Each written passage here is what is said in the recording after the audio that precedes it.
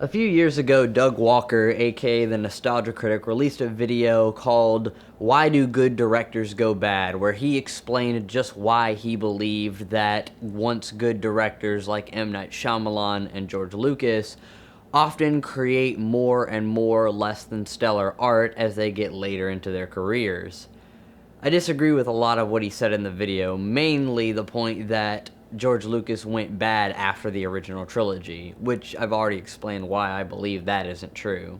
You see, I don't believe that a lot of these directors are good directors gone bad, as Doug would claim in his video, but rather I believe that as directors grow and continue to master their craft, they slowly become less and less relatable to the general public. Take George Lucas, for example. People love to give George Lucas all this shit for making the prequels, but on a technical level, the prequels were a lot more well made than the original trilogy. But the imperfections in the effects of the original trilogy gave those films such a unique look and feel that the highly polished and perfected CGI of the prequels just couldn't achieve. Younger and poorer filmmakers will often make more mistakes than older and more experienced filmmakers. That's just how being an artist works. But oftentimes, younger and more ambitious and hungry filmmakers will make something that has a much bigger impact. And this isn't to say that all filmmakers are like this. There are plenty of directors in the industry that, despite getting older, have retained their same level of not only technical skill, but audience retention as well.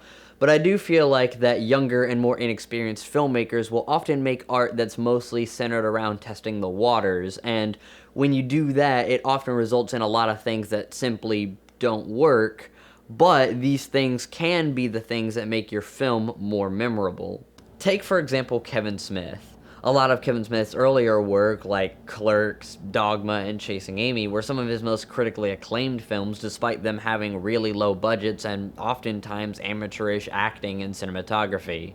Then some of his later work, like Tusk, Jersey Girl, and Zack and Miri Make a Porno, were some of his most financially and critically unsuccessful films, despite them having much larger budgets with better acting and overall higher production value. As filmmakers grow and evolve, they hope to keep improving with each movie that they make, with the end game sort of being to make a film that's seen as flawless. But what often winds up happening is that they reach a point where the things that they spend so much time and money trying to improve are things that are really only important to them, and sometimes people that work in the same field as they do. In the pursuit of perfection, art becomes a lot more self-indulgent. Like, what do I need to improve? What do I think needs to be produced? Etc., etc.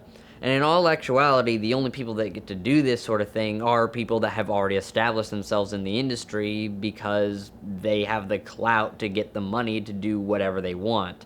And on top of that, they don't really have to care what other people think anymore. They've already established themselves. There's no real reason for them to listen to criticism. Normally, whenever I make a video like this, I try to leave some sort of advice at the end to help combat whatever issue I've decided to talk about.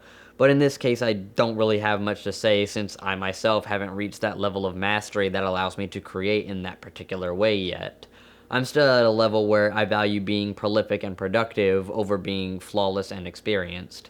And I don't really think that that's a bad mentality for beginning artists to have.